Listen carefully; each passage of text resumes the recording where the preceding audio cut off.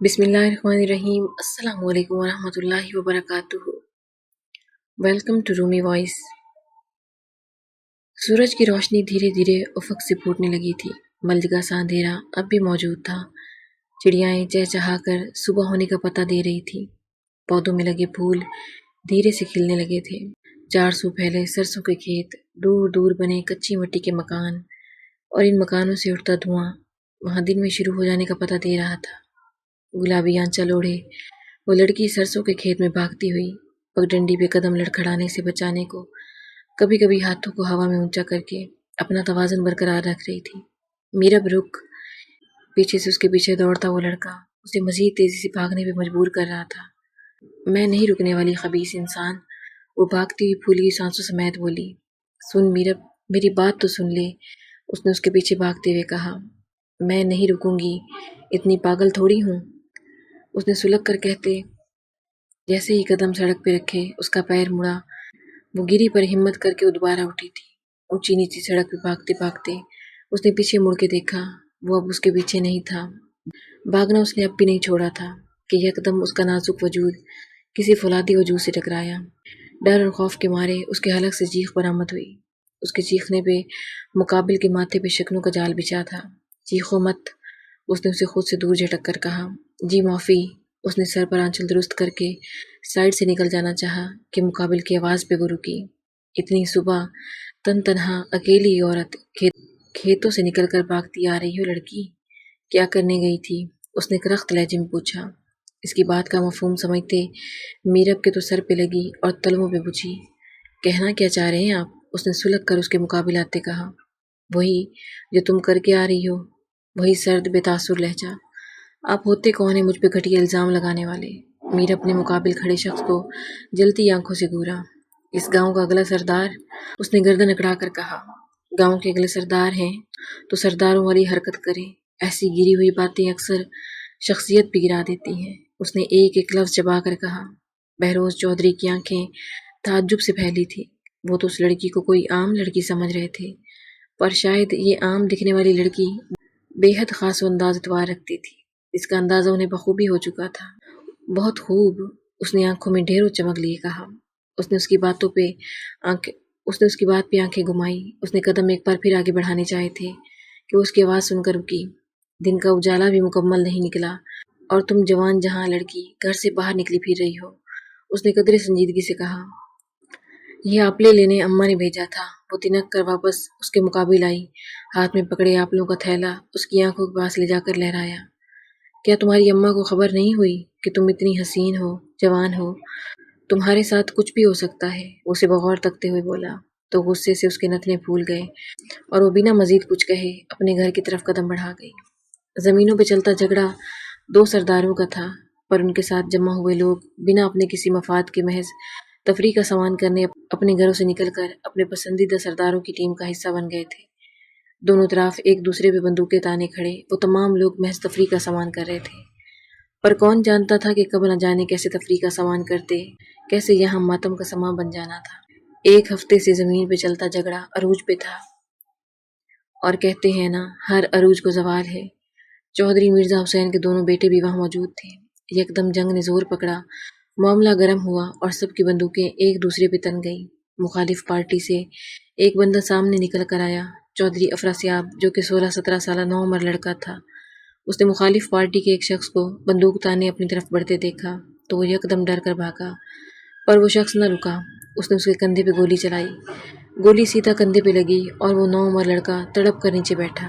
بندوق تھامے کھڑے بندے نے ایک اور گولی سیدھا اس کے سینے پہ دل کے مقام پہ اتاری تو یکدم وہ غش کھا کر زمین پہ سجدہ ریز ہو گیا۔ چودھری بہروز کی نظر جیسے اس کے وجود پہ پڑی، وہ بھاگتا وہ اس تک آیا، پر شاید تب تک بہت دیر ہو چکی تھی۔ دوسری پارٹی کے تمام فریق بھاگ چکے تھے۔